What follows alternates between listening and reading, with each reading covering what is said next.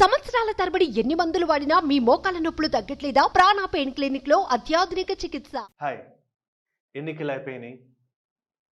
భారతదేశంలో తెలుగు రాష్ట్రాల్లో ప్రత్యేకించి ఆంధ్రప్రదేశ్లో ఎన్నికల ఫలితాలు అందరినీ ఆశ్చర్యానికి గురిచేసినాయి. అయితే దాని వెనకాల ఒక గేమ్ చేంజర్, ఒక మ్యాన్ ఆఫ్ ద మ్యాచ్ అని అందరూ చెప్తున్నటువంటి వేళ పవన్ కళ్యాణ్ గారు అభిమానులు చాలా ఆనందంగా ఉన్నారు. దేశంలో కూడా ఆయన గురించి ఎక్కువ వార్తలు వస్తున్నాయి. ఇంకా తెలుగు యూట్యూబ్ ఛానల్స్ అయితే ఒక్కసారి మీరు ఆ వీడియో చూసినా చూడకపోయినా కొన్ని వందల వీడియోలు పవన్ కళ్యాణ్ గారి గురించి వస్తున్నాయి.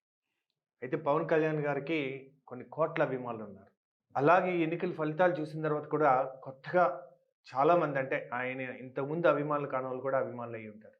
నాకు ఆయనతో ఉన్నటువంటి పరిచయం పిఆర్పి పార్టీ అప్పుడు 2008-9 ఆ ప్రాంతంలో మేము చాలాసార్లు మాట్లాడుకున్నాం.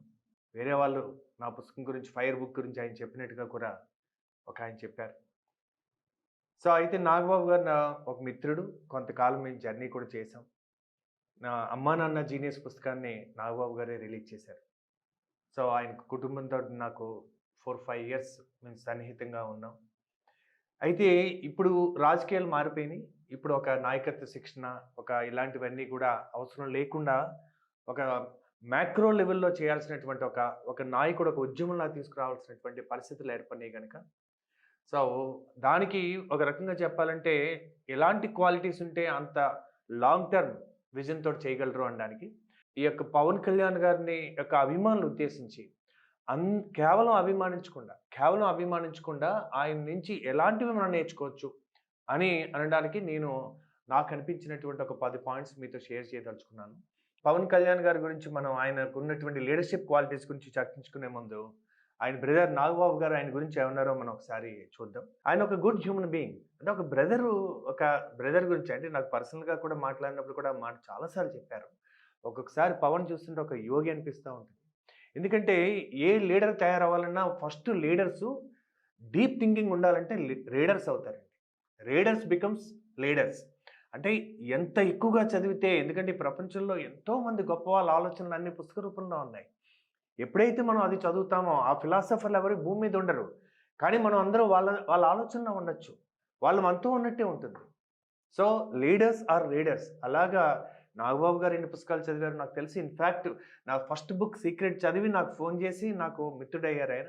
అందుకని ఏ లీడర్ అవ్వాలన్నా కానీ రీడర్ అవ్వాలన్నది గుర్తుంచుకోవాలి. రెండవది, society comes first, even family secondary అని చెప్పారు నాగబాబు గారు పవన్ కళ్యాణ్ గురించి. ఖచ్చితంగా వాస్తవం అనేది. ఆయన పర్సనల్ లైఫ్ గురించి ఎవరెవరు కామెంట్ చేస్తూ ఉంటారు, కానీ ఆయన యొక్క ఫోకస్ వల్ల ఆయన పర్సనల్గా ఇబ్బంది పడి ఉంటాడు. కానీ బికాజ్ నాకు తెలిసింది, ఆయన మిత్రులు ఆయన దగ్గర ఉన్న వాళ్ళు కూడా చెప్పారు, వాళ్ళ యొక్క ఇంతకుముందు ఆ వైఫ్ పేపర్లు రాసేస్తూ ఉండేదట. ఎందుకంటే ఏదన్నా ఒక న్యూస్ చూశారనుకోండి, మనం కూడా చూస్తాం, ఎవరికన్నా కనుక అన్యాయం జరిగినా, ఒక చిన్న పిల్లలకి ఏమైనా అయినా, ఒక ఉమెన్కి ఏమైనా అయినా చూస్తాం, బాధపడతాం. సో ఆయన కొంచెం డీప్గా ఆయన కళ్ళనీళ్ళు వచ్చేసాడు. దాని మీద ఆలోచిస్తే అలాగా ఉండిపోయేవాడు. అంటే సొసైటీలో మనకు తెలియని ఫ్యామిలీస్ కష్టం వస్తే కూడా బాధపడేటటువంటి మనస్తత్వం ఆయనకు ఉంది. అది క్లోజ్ పీపుల్ చాలా మందికి తెలుసు. అంటే ఈవేళ మనకి పక్కింటి వాళ్ళకి వస్తే మనకు సంబంధం లేదు అనుకునే విధంగా ఈవేళ గేటెడ్ కమ్యూనిటీస్లో, అపార్ట్మెంట్స్లో మారిపోయిన సందర్భంలో ఇప్పుడు మనం why should we care for each other అనుకున్న సమయంలో మన సమాజమే మన కుటుంబం అని పర్సనల్గా అనుకోవడం అనేది ఎంత గొప్ప సామాజిక బాధ్యత ఒకసారి ఆలోచించండి. Next is highly knowledgeable. Because knowledge అనేది ఇన్ఫర్మేషన్ వల్ల రాదండి. మీరు విపరీతమైన ఫెయిల్యూర్స్ ఎక్స్పెరిమెంట్ చేయడం వల్ల ఫెయిల్ అయ్యి నాలెడ్జ్ వస్తుంటుంది. So applied information becomes knowledge. So and broad mindedness, అంటే మనకి ఈవేళ చాలా చోట్ల అది ప్రత్యేకించి తెలుగు రాష్ట్రాల్లో, ఆంధ్రప్రదేశ్లో క్యాస్ట్ పాలిటిక్స్ ఎక్కువ ఉన్న రోజుల్లో క్యాస్ట్ మనం అందరము మనుషులము అని ఒక లవ్ యూనిట్ చేయగలదు, ఒక ప్రేమ మనుషులందరినీ కలపగలదు అని ఒక ఆలోచన తీసుకురావడం అనేది బ్రాడ్ మైండెడ్నెస్కి వస్తుంది. అంటే న్యాయం అన్నది అందరికీ ఉండాలండి, సెలెక్టెడ్గా ఉండదు అలాగా. సో ఇవాళ డివైడెడ్ పాలిటిక్స్ ఉన్న రోజుల్లో యునైటెడ్ పాలిటిక్స్ తీసుకురావడం అనేది చాలా మంచి విషయం. సో ఇప్పుడు let me begin the 10 top leadership qualities నేను అబ్జర్వ్ చేసినవి పవన్ కళ్యాణ్ గారు అంటూ మనం విందాం. మొట్టమొదటి ఏంటంటే, ఎవరైనా కానీ ఏదన్నా ఒకటి మొదలు పెట్టాలంటే స్టార్ట్ విత్ వై అంటారు. మీరేం స్టార్ట్ చేస్తున్నారో అందరికీ తెలుసు, ఎందుకు స్టార్ట్ చేస్తున్నారనే ఇంటెన్షన్ బలంగా ఉండాలి. అంటే మొట్టమొదటి క్వాలిటీ ఏంటంటే the power of intention. So ఎవరికైనా ఇవాళ ఇంటెలిజెన్స్ ఉంటుందండి. ఇంటెలిజెన్స్ ఉండడం అంటే మా గురువుగారు మాట చెప్తుంటారు. మీరందరూ జేబులో తేళ్ళేసుకొని తిరుగుతారురా అని. తేళ్ళేసుకొని తిరగడం ఏంటి గురువుగారు అంటే, అదే తెలివేసుకొని తిరుగుతారురా. మీ జేబులో తెలివేసుకొని వాడిని ఎలా వాడేద్దాం అనుకుంటా ఉంటారు. మీరు జేబులో చేయి పెట్టగానే అది మీకే కొడుతుంది ఫస్ట్. సో అందుకని మనం ఇతరుల్ని వాడేద్దాం అనుకుంటే మనం వాడబడతాం. అందుకని తెలివితేటలు అవసరమే. కానీ ఫస్ట్ అవసరం మంచి ఇంటెన్షన్. ఎందుకు చేస్తున్నారు? ఏ వ్యాపారం చేస్తున్నా, ఏం చేస్తున్నా ద పవర్ ఆఫ్ ఇంటెన్షన్. సెకండ్‌ది ఇంటిగ్రిటీ. మీ ఆలోచన, మీ మాట, మీ చేత అంటే మీ యొక్క యాక్షన్స్ కూడా మ్యాచ్ అయితే దాన్ని ఇంటిగ్రిటీ అంటారు. అంటే మీతో మీరు నిజాయితీగా ఉండడం. ఎందుకంటే ఈ ప్రపంచంలో ఎక్కువ సమయం మీరు మీతోనే గడపాలి. ఏదో సినిమాలో చెప్తారండి. ఎవరినైనా మోసం చేసినా ఎంతో కొంత బాగుపడతావు. నిన్ను నువ్వు మోసం చేసుకుంటే ఏం బాగుపడతావు అని. సో అందుకని మొట్టమొదటిది కావాల్సింది మనతో మనం అంతర్గతంగా నిజాయితీగా ఉండడం. మూడవది ఇంటెలిజెన్స్. అందుకని పవన్ కళ్యాణ్ గారిలో ఆ యొక్క పవర్ ఆఫ్ ఇంటెన్షన్ చాలా చాలా బలంగా ఉందని నేను నమ్ముతాను. బికాజ్ పర్సనల్‌గా చూశాను నేను. ఆయన మనం కొడితే ఎలా ఉండాలని అప్పుడు ఆవేశం ఎంత ఉందో, సినిమాల్లో ఎంత ఉందో బయట కూడా అంతే ఉంది. అంటే ఒక రకంగా చెప్పాలంటే ఆయన చాలామంది ఈవేళ రాజకీయాల్లోనే నటులు ఎక్కువ ఉంటారు. సో ఆయనలో సహజంగా ఉన్నటువంటిదే ఆ థాట్ ప్రాసెస్ మన సినిమాల్లో కూడా కనపడుతూ ఉంటుంది ఆయనకి. That's the first thing. The second thing is mission driven. ఎవరైనా గానీ ఏదైనా ఒక పని అనుకుంటారు, రిజల్ట్ రాకపోతే వదిలేస్తూ ఉంటారు. సో అది కొంతమంది 1000 డేస్ చేస్తే ఒక మిషన్ సక్సెస్ అవుతుంది అంటారు. కానీ కొంతమంది లాంగ్ టర్మ్ ఉంటదండి. దీన్ని ఏమంటే మిషన్ డ్రివెన్ అంటారు. అంటే ordinary people have jobs, extraordinary people have careers, exceptional people have missions అంటారు. అంటే మార్టిన్ లూథర్ కింగ్ ఓ మాట అంటాడు. If you have not discovered something worth dying for, you are not fit to live అని. నువ్వు జీవితంలో మరణాన్ని స్వీకరించేటటువంటి పని దొరికే వరకు, అంటే if you have not discovered something worth dying for, మరణం వచ్చినా సరే నేను ఈ పనే చేస్తాననే పని దొరికే వరకు ఇంకా జీవించడానికి సిద్ధంగా లేవు అని. అంటే మీ జీవితం అయిపోవాలి తప్ప మిషన్ అవ్వకూడదు. అలాంటి మిషన్ ఇప్పుడు స్వామి వివేకానంద అంటారు, మన జీవితం అయిపోయి రిజల్ట్ రాకపోయినా బాధపడకండి, ఇట్ విల్ కంటిన్యూ. సో మీ యొక్క దాని యొక్క ఫలితం ఉండి తీరుతుంది అంటారు. సో మిషన్ డ్రివెన్ ఏంటంటే, ఎవరు మిషన్ డ్రివెన్ ఉంటారు? ఒక ఎంటర్‌ప్రెన్యూర్ గాని, ఒక వ్యక్తి గాని లైఫ్ టైమ్ ఒక పర్పస్ ఉండాలంటే గనక చాలా మందికి తెలుసండి ఎప్పుడు పుట్టారో, కొంతమందికే తెలుసు ఎందుకు పుట్టారో. సో అలా వాళ్ళ పర్పస్‌ని గుర్తించిన వాళ్ళు ధన్యులండి. ఎవరు గుర్తించగలుగుతారు? ఒక విజను, ఒక మిషను, ఒక పర్పస్ ఉన్నవాళ్ళు ఈ లాంగ్ టర్మ్ సో దానిని కన్సిస్టెన్సీగా ఉండగలుగుతారా? చాలామంది చెప్తారు దట్ ఆయన ఓడిపోయినప్పుడు ఒక సీట్ ఉన్నప్పుడు ఉన్నారు. అలాగే సీట్ లేకపోయినా ఉన్నారు. సో ఈవేళ తక్కువ సీట్లు 20 సీట్లు వచ్చినా మాత్రమే ఆయన ఉన్నారు. అంటే because of the long term vision అండి. ఎక్కడ చేస్తే, ఎలా చేస్తే మనకి ప్రజలకి మన ఇంటెన్షన్ సర్వ్ అవుతుందన్న విషయం ఆలోచించుకోవడం అనేది మిషన్ డ్రివెన్ అవుతుంది. This is called an entrepreneur mind set. Entrepreneur should have the infinite game. Finite game అంటే మనకి శరీరం కనపడుతుందండి. మన ఆత్మ కనపడదు. కనపడని దానికి కనపడని లక్ష్యం ఉండాలి. కనపడేదానికి కనపడే లక్ష్యం ఉండాలి. సో ఇన్‌ఫైనైట్ గేమ్ ఏంటంటే మనం ఫైనైట్ గోల్స్ పెట్టుకోవచ్చు. ఎలక్షన్ వరకు ఫైనైట్ అండి. కానీ మన పర్పస్ అన్నది ఇన్‌ఫైనైట్. ఇదే డిఫరెన్స్ అన్నమాట స్టేట్స్‌మెన్‌కి, ఒక పొలిటీషియన్‌కి. పొలిటీషియన్ నెక్స్ట్ ఎలక్షన్ దృష్టిలో పెట్టుకొని పనిచేస్తాడు. ఒక స్టేట్స్‌మెన్ ఒక జనరేషన్ దృష్టిలో, నెక్స్ట్ జనరేషన్ దృష్టిలో పెట్టుకొని పనిచేస్తాడు. మన కలాం గారు గాని, పివి నరసింహారావు గారు వీళ్ళందరూ స్టేట్స్‌మెన్‌లోకి వస్తారు. స్టేట్స్‌మెన్స్ తక్కువైపోయి పొలిటీషియన్స్ మాత్రమే ఉన్నటువంటి నేటి కాలంలో ఒక లాంగ్ టర్మ్ విజన్ గురించి ఆలోచించేటటువంటి పవన్ కళ్యాణ్ గారి క్వాలిటీ మనం ఖచ్చితంగా నేర్చుకోవాలి. అందుకని ఏ సంస్థకైనా గానీ లాంగ్ టర్మ్ విజన్, అది మీ purpose of the organisation and ఈ యొక్క సంవత్సరం గోల్స్ 2 కూడా ఉండొచ్చనమాట. అలాగే ఏ స్టూడెంట్‌కి అయినా గానీ లైఫ్ పర్పస్ ఒకటి ఉంటుంది. అలాగే గోల్స్ ఒకటి ఉంటుంది. గోల్స్ అచీవ్ చేసిన తర్వాత ఆ పర్పస్‌కి అలైన్ అయిందా లేదని చూస్తే దెన్ ఫెయిల్యూర్స్‌కి, సక్సెస్ వచ్చినప్పుడు అతిగా పొంగిపోరు. ఫెయిల్యూర్ వచ్చినప్పుడు అతిగా కుంగిపోరు. దీన్నే స్థితప్రజ్ఞత అంటారు. అండ్ మూడవ క్వాలిటీ నేను ఆయనలో చూసింది ఏంటంటే కరేజ్ అనమాట. సో మీరు ఎక్కడికి వెళ్తున్నారో ముఖ్యం కాదు, ఎక్కడి నుంచి వస్తున్నారని ముఖ్యం. మీరు తీసుకునే నిర్ణయాలు భయం నుంచి తీసుకుంటున్నారా, ప్రేమ నుంచి తీసుకుంటున్నారా? ప్రేమ నుంచి వచ్చిందంతా కూడా కరేజియస్‌గా ఉంటదండి. 2 రకాల కరేజ్ ఉంటది. ద్వేషం నుంచి కరేజియస్ ఉంటారు. ఒక టెర్రరిస్ట్ కూడా చాలా కరేజియస్‌గా ఆత్మహత్య కూడా చేసుకుంటాడండి బాంబులు పెట్టుకొని. అంటే అది కరేజ్ కావాలి కదా!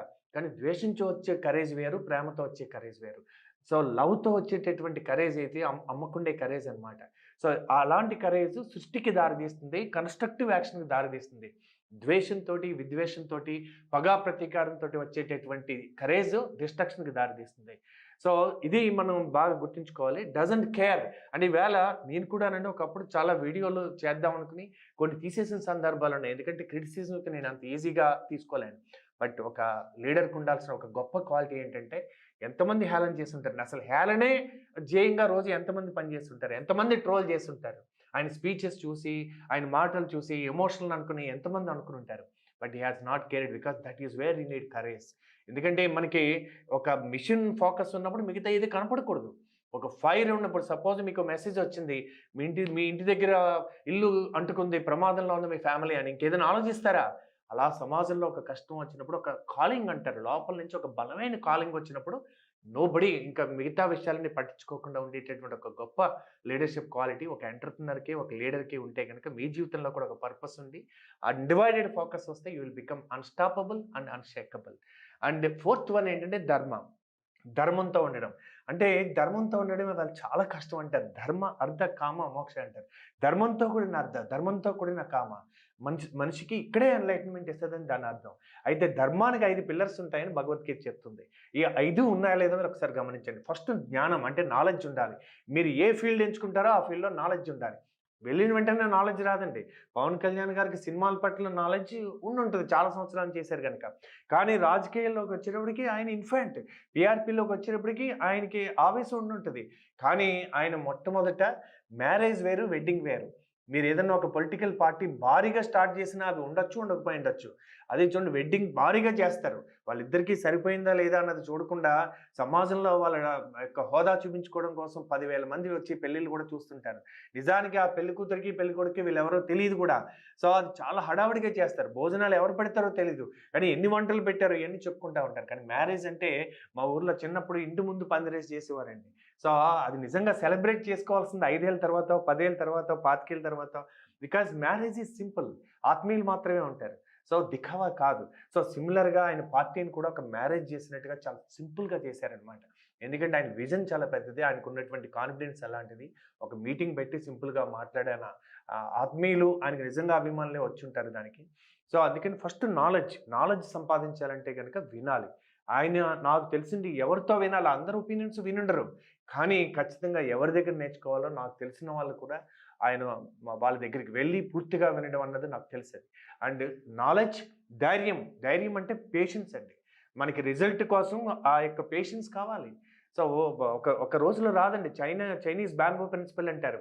అది ఒక సంవత్సరానికి ఒక 2 అడుగులే పెరుగుద్దట. అలా 3 సంవత్సరాలు కూడా అంతే పెరుగుద్దట. కానీ ఆ రైతు దాన్ని సేవ చేస్తాడు. ఎందుకంటే 4వ సంవత్సరం ఒక 2 మంత్స్ టైంలో 80 ఫీట్ పెరుగుతుందట. అంటే ఇంతకాలం పెరగలేదా? పెరిగింది. దాని లోతు పెరిగింది. సో చెట్టుకైనా, వ్యక్తికైనా ఎంత లోతు ఎక్కువుంటే అంత ఎత్తు పెరుగుతాడు. అందుకని సడెన్‌గా సక్సెస్ చూస్తారు గానీ దాని వెనకాల ఎన్ని డికేడ్స్ ఆఫ్ నాలెడ్జ్ ఉంది, ఎంత డికేడ్స్ ఆఫ్ శ్రమ ఉంది, ఆలోచన ఉంది అన్నది సక్సెస్ అయిన తర్వాత ప్రపంచానికి తెలుస్తుంది గానీ అవ్వకముందు క్లోజ్ పీపుల్‌కి తెలుస్తుంది. మూడవది ప్రేమ. అంటే ఎంత ప్రేమ ఉండాలంటే ఆయమ్మ ప్రేమలా కాదండి. మదర్‌కి ఉండేటటువంటి లవ్ ఉండాలనమాట. ఏదన్నా చైల్డ్‌కి ఏదన్నా అయిందంటే ఆ నైట్ డాక్టర్‌కి ఎవరైనా చూపించాలనుకుంటే డాక్టర్ ఫోన్ ఎత్తకపోతే పొద్దున్న చూపిద్దామని అనుకుంటారా? ఆటో లేకపోతే, క్యాబ్ లేకపోతే ఎలా అన్నా సరే మదర్స్ కమిట్మెంట్. అదే ఒక ఆయమ్మకి ఇస్తే ట్రై చేస్తది. అవ్వకపోతే అమ్మ వచ్చే వరకు ఆగుతది. కానీ మదర్ అలా ఉండదు కదా! So mother she will do everything. అది అలాంటి ప్రేమ ఉండాలి. అంటే అబ్సల్యూట్ ప్యాషన్ అంటారు. అంటే సో అలాంటి ప్రేమ ఏ ఫీల్డ్ మీద ఉన్నా గానీ మనిషి దాని మీద డెడికేట్ అవుతాడనమాట. అంటే ధర్మం అంటే జ్ఞానం, ధైర్యం, ప్రేమ, అంకిత భావం, డెడికేషన్ అండ్ న్యాయం, జస్టిస్. సో ఏదైతే మన ధర్మం అని లోపల అనిపిస్తుందో ఈ 5 ఉన్నప్పుడు మనిషికి కరుణ అనే ఒక భావన వస్తదనమాట. మనకి మంచి జరిగినా, అన్యాయం జరిగినా ఇక్కడ తెలుస్తుంటదనమాట. అందుకే జడ్జి గారికి వెనకాల సింబల్ ఏస్తారు, కళ్ళు మూసేస్తారు. ఎందుకంటే నీ కాన్షియన్స్ అని ఒకటుంటది, మనస్సాక్షి అని ఒకటుంటది. నీ యొక్క కంపాస్ అన్నా గానీ నార్త్ కొంచెం మ్యాగ్నెటిక్ నార్త్‌కి, ట్రూ నార్త్‌కి తేడా ఉంటదండి.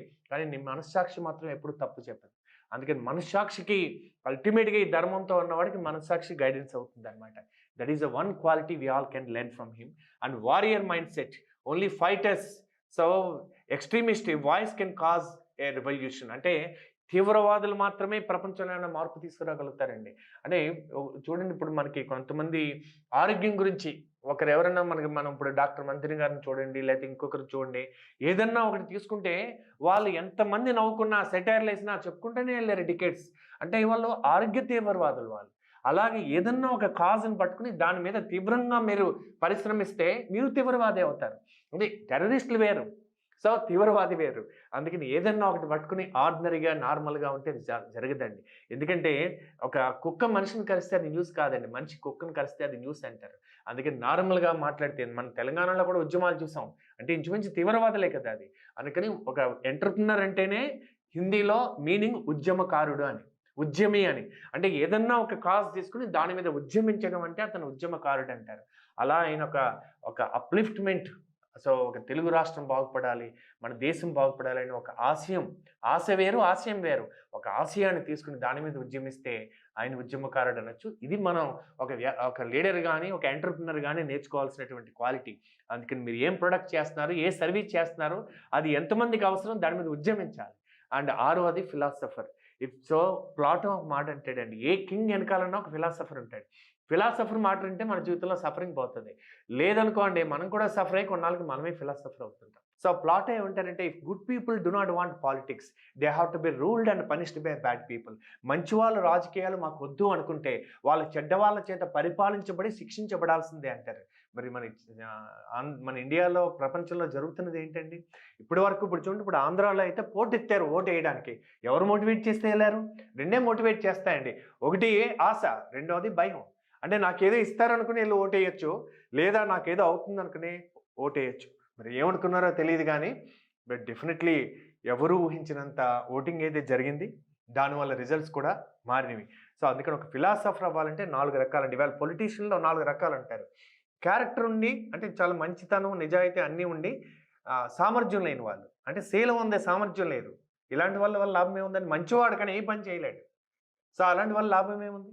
మాట్లాడతారు అంతే, వాళ్ళు ఏమైనా చర్చల్లో పాల్గొంటారు. సో రెండవది సామర్థ్యం ఉంది, నిజాయితీ లేదు. కొంతవరకు పర్వాలేదు, కానీ ఆయన బాగు కోసమే ఎక్కువ చేయగలుగుతాడు. ఎందుకంటే సామర్థ్యం ఉంది కదా.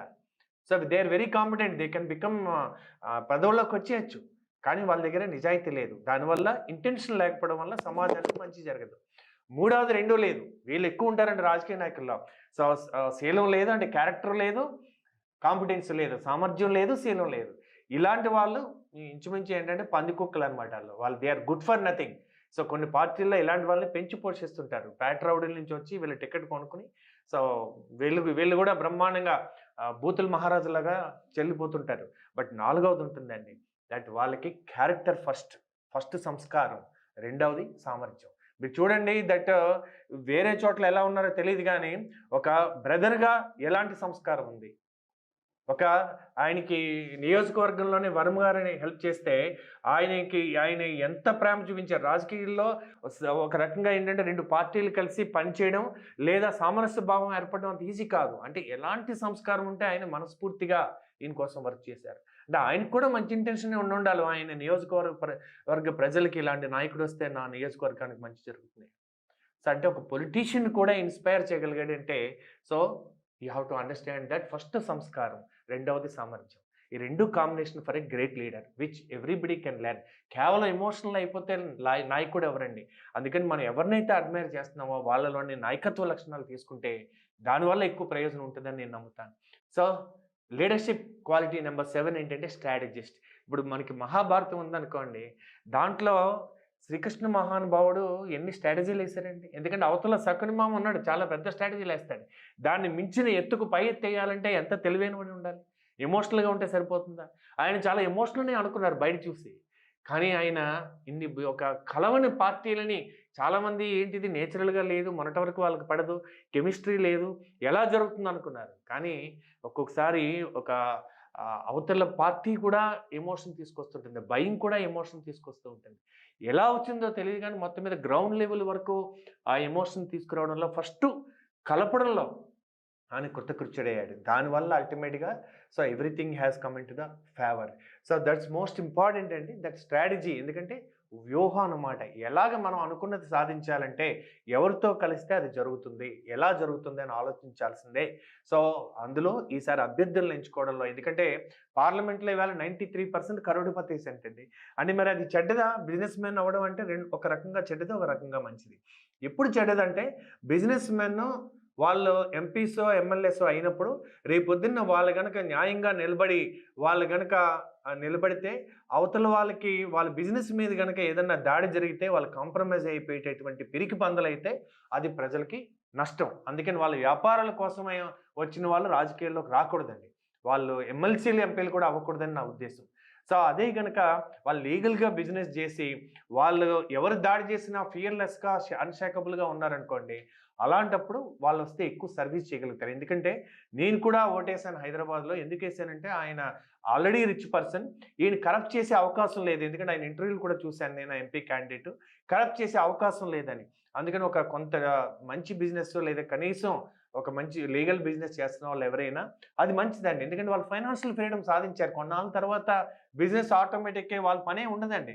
వాళ్ళు ఇంకా బిజినెస్‌లో ఉంటే ఎక్కువ నష్టం. లేకపోతే కొంతకాలం తర్వాత అది సేమ్ కిక్ ఇవ్వదు. అందుకని అలాంటి వాళ్ళొస్తే మంచిది. సో అందుకని ఎవరికి అభ్యర్థిత్వం ఇస్తే వాళ్ళు కొంత ఇన్వెస్ట్ చేయగలుగుతారో, ఎంత టైం ఇన్వెస్ట్ చేయగలుగుతారో, టైం ఇవ్వగలుగుతారో అన్నది ఆలోచించి చేసుంటారని నా అభిప్రాయం. So and he has definitely ఆ స్ట్రాటజీ వర్క్ చేసింది. ఈసారి 21 సీట్లు తీసుకోవడం అంటే చాలామంది తగ్గించేశారు, మీరు కాంప్రమైజ్ అయిపోయారు అని అనుకున్నారు. దట్ సేమ్ వాళ్ళ సామాజిక వర్గం కూడా అనుకున్నారు. ఎమోషనల్ ఫీల్ అయ్యారు. కానీ ఆయన స్ట్రాటజీ మనం తీసుకున్న కొద్ది సీట్లైనా పవర్‌ఫుల్‌గా గనక మనం చేస్తే ఒకసారి రికగ్నిషన్ 100% స్ట్రైక్ రేట్ వల్ల ఈ యొక్క గుర్తు ఏదైతే గాజు గ్లాస్ ఉందో అది పర్మనెంట్ అయిపోయింది. అంటే ఎంత బ్రాండ్ స్ట్రాటజీ అండి అది. అంటే ఇప్పుడు మళ్ళీ దీన్ని ఇంకా ప్రమోట్ చేసుకొని మళ్ళీ మార్చాల్సిన పని లేదు. సో అది ఎంతవరకు జరిగిందంటే ఒక రకంగా చెప్పాలంటే నేషనల్ పార్టీని కలపడం వల్ల నేషనల్ పార్టీ విన్ అవ్వడానికి కొంచెం ఇక్కడ లోకల్ పార్టీ కూడా అవ్వడం వల్ల అది రాష్ట్రానికి మంచి జరిగింది అండ్ దేశానికి మంచి జరిగింది. ఆయన ఎప్పుడో 'ఖుషి' సినిమాలో ఒక పాటలో దేశం గురించి ఒక భక్తి సాంగ్ ఉంటుంది, 'మేరా జహా' అని.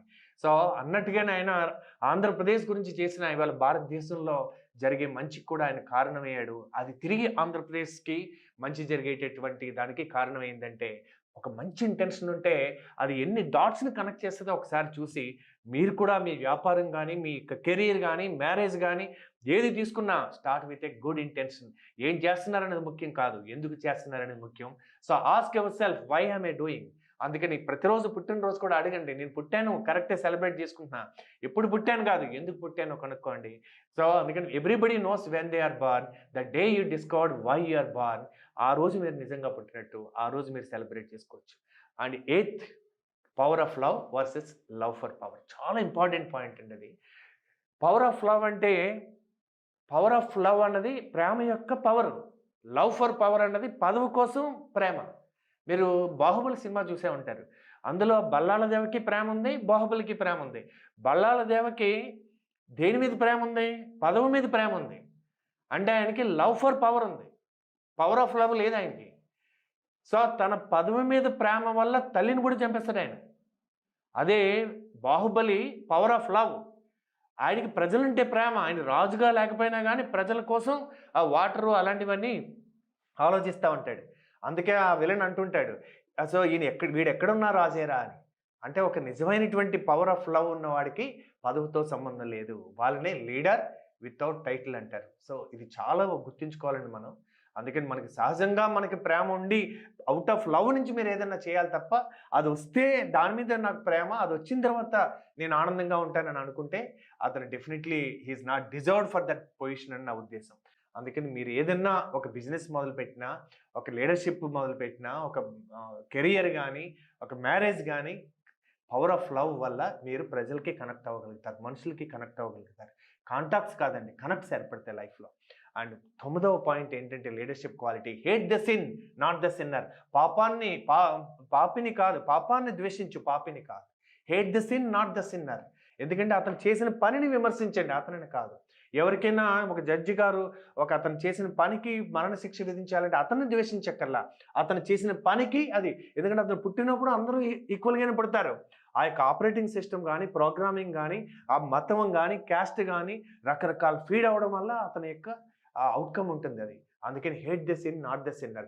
ప్రతి సెయింట్కి ఒక పాస్ట్ ఉంటుంది, ప్రతి సిన్నర్కి ఒక ఫ్యూచర్ ఉంటుంది. అందుకని ఆయన ప్రకటించాడు. సో మాకు వ్యక్తిగతంగా మాకు ఏ నేతలు కూడా మాకు శత్రువులు కాదు. వాళ్ళు చేసిన పనినే మేము వ్యతిరేకించాం తప్ప వ్యక్తిగతంగా వాళ్ళని కాదు. సో ఇది ప్రతి నాయకుడు, ప్రతి వ్యక్తి కూడా తెలుసుకోవాల్సిన విషయం అండి. అండ్ 10 అండ్ మోస్ట్ ఇంపార్టెంట్ ఏంటంటే king mind set. So a leader without title. So పదవులను బట్టి గౌరవం కాదండి. నేను రాసిన లెవెల్ 6 లీడర్షిప్ ఏంటంటే, మొదటి లీడర్షిప్ లెవెల్ ఏంటంటే పదవిని బట్టి గౌరవం. పదవి పోయిన తర్వాత పెద్ద పడించుకోరు. సో ఇంతకాలం గౌరవం దేనికి? కరప్టెడ్ అండి అతను. అయినా శాల్యూట్ కొడతారు. అంటే గౌరవం దేనికి? పదవికి. ఇవాళ చూడండి మినిస్టర్ గారేమో ఐఏఎస్‌ని ఏమయ్యా అంటారు. ఐఏఎస్ ఏమో సార్ అంటాడు. అంటే దేనికా గౌరవం? మినిస్టర్ పెద్ద పోస్ట్ అది. గౌరవం దానికి. కానీ నిజంగా గనక ఆయనకి ఆ యొక్క సంస్కారం, ఆ యొక్క సామర్థ్యం 2 ఉన్నాయనుకోండి, ఇంటెన్షన్ ఉందనుకోండి, గొప్ప లీడర్ అనుకోండి, అప్పుడెలా ఉంటుంది? అప్పుడు బయట కనపడినా గానీ ఆయన కూడా అదే విధంగా గౌరవిస్తారనమాట. లెవెల్ 2 లీడర్‌షిప్ ఏంటంటే ప్రవర్తన బట్టి గౌరవం. ఇవాళ పర్సనాలిటీ డెవలప్‌మెంట్ అయిపోయిందండి. క్యారెక్టర్ డెవలప్‌మెంట్ మాత్రం టైం లేదండి ఎవరికీ. చెట్టుకు రూట్స్ అన్నది క్యారెక్టరు, చెట్టు అన్నది వ్యక్తిత్వం, చెట్టు మీద ఫ్రూట్స్ అన్నది రిజల్టు, చెట్టు మీద పక్షులు అన్నవి మన యొక్క టీమ్ మెంబర్సు, చెట్టు కింద సేద తీర్చుకునే వాళ్ళందరూ ప్రజలు లేదా మన కస్టమర్స్ అనుకోవచ్చు. సో అంటే రూట్స్ బావుంటే ఫ్రూట్ బావుంటుంది. అంటే రూట్స్ అన్నది వాల్యూస్. సో ఒక కింగ్ మైండ్ సెట్ ఉండాలండి. ఒక సాధికారికంగా బతకాలంటే మనం కోర్ వాల్యూస్ అంటారు. అంటే కాంప్రమైజ్ అవ్వకుండా నాన్ నెగోషియబుల్ వాల్యూస్. మరణాన్ని స్వీకరిస్తాం కానీ ఆ వాల్యూస్‌ని కాంప్రమైజ్ కాం. అలాంటి వ్యక్తి కింగ్ మైండ్ సెట్ తోటి అంతర్గత రాజ్యానికి రాజుగా బతకగలుగుతాడనమాట. Because the inside he conquered his thought process. So అందుకే ప్రతిరోజు టీ తాగాలంటాం. జనసేనది కూడా టీ గుర్తు కాబట్టి టీ తాగాలంటాం. టీ అంటే ఏంటో తెలుసా అండి? Thoughts, emotion and action. మంచి థాట్స్ ఉంటే మంచి ఎమోషన్స్ వస్తాయి. మంచి ఎమోషన్స్ ఉంటే మంచి యాక్షన్స్ వస్తాయి. అందుకని ఈ మంచి థాట్స్ మీరు ఎవరైనా లీడర్స్‌ని అడ్మైర్ చేసినప్పుడు వాళ్ళ వాల్యూస్‌ని, వాళ్ళ యొక్క క్వాలిటీస్‌ని మీరు అబ్జర్వ్ చేస్తే అది ఎలా అడాప్ట్ చేసుకోవాలని చూస్తే శత్రువు నుంచి కూడా నేర్చుకోవచ్చండి. అందుకని మీరు అభిమానిగా ఈ క్వాలిటీస్ నేర్చుకొని మీరు అడాప్ట్ చేయగలిగితే that will be the real gift to your leader. ఎందుకంటే ఒక లీడర్స్‌ని తయారు చేసి లీడర్స్‌గా ఉంటే ఆయన జీవితం ప్రశాంతంగా ఉంటుంది. ఒక లీడర్ ఫాలోయర్స్‌ని తయారు చేసి కొన్నాళ్ళకి తెలియకుండా ఫాలోయర్ అయిపోతుంటారు. ఎందుకంటే వాళ్ళు ఏం కోరుకుంటారో అది చేయాల్సినటువంటి ఆలోచనలకు వస్తే తెలియకుండా ఒక ట్రాప్‌లో పడుతుంటారు. నాకు చాలామంది అభిమానులు ఉంటారు. సో మోటివేషనల్ స్పీకర్‌గా యాస్ లీడర్‌షిప్ కోచ్‌గా కానీ ఎక్కువ మోటివేషన్ స్పీకర్‌గా ఉంటారు. అందుకని నేను ఎలాంటి ట్రాప్‌లో పడుతుంటాను, వాళ్ళకి నచ్చింది చేసే విధంగా నేను ట్రాప్‌లో పడుతుంటాను. బట్ వాళ్ళని కూడా నేను నెక్స్ట్ లెవెల్‌కి తీసుకురావాలి అనుకుంటే నేను వాళ్ళ లైక్స్ గురించి కాకుండా నేను ఏం చేయగలను, వాళ్ళకి ఏది మంచి జరుగుతుందో అది ఆలోచించగలగాలి. Level 3 leadership is performance.